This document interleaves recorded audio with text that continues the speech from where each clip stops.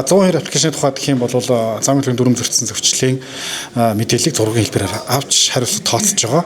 Энэ оны одоо 11 дугаар сарын 1-ээс хэрэгжиж эхэлсэн байгаа. За өнөөдрийн хүртэл 25 хоногийн хугацаанд бол 120,300 зөрчлийг иргэд илрүүлсэн байна. Үүнээс нэг 56,000 орчимд нь бол хариулт тооцсон ийм тоо мэдээлэлтэй байна. Манайх бол зургийн зөрчлийг хүлээж аваад энэ нь бол зөрчил гаргасан гэдэг нотлох баримтын хэмжээнд үнэлэгдэх үгүй юу харж үзээд нотлох баримтын хэмжээнд үнэлэгдэж байгаа тохиолдолд одоо торгуул илгээдэг байж зарим тохиолдолд иргэд маань энэ яагаад зөрчилд огдохгүй байгаа юм бэ гэдээ бутсан төлөвтэй орсон юм тохиолдлууд байгаад.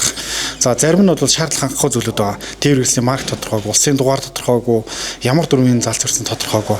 Эсвэл нэг төрлийн зөрчил хэд дахин ирээд байгаа. Цаг хугацааных нь үед хараад хамгийн түрүүлж одоо ирсэн дээр нь хариулах тооцож ингэж ажиллаж байгаа. Урамшууллын тухайд бол улиралдаа нэг удаа орно гэсэн зохицуулттай юм бэлээ. Тэр нь бол мэдээж цагдаагийн байгууллагаас ордоггүй. За ихэвчлэн одоо явганы зам дээр зогссон гараж орцгарц таглал зогссон тийм ээ ногоон байгууламжид дээр гараад зогссон за төр зогсохын хоригдсон нэг 227 тэмдэг зөрчил зогссон энэ төрлийн зөрчлүүд их хвчлэн ирж байна. Тэгээ энэ бас олон талаас нь харах юм боломжтой байгаа маа бас эрэг талаас нь харах юм бол цагдаагийн албан багш хүрэлцээгүй байгаа хөрч ажиллаж чадахгүй байгаа тийм ээ зөрчил гараад байгаа тодорхой мөртлөө хөрч ажиллаж чадахгүй байгаа тэр цагуудад иргэдийн одоо дэмжлэгийг авч тэр төрлийн зөрчлийг бууруулах харилцах ийм одоо үр дүнтэй ажил арга хэмжээ болж байгаа маа.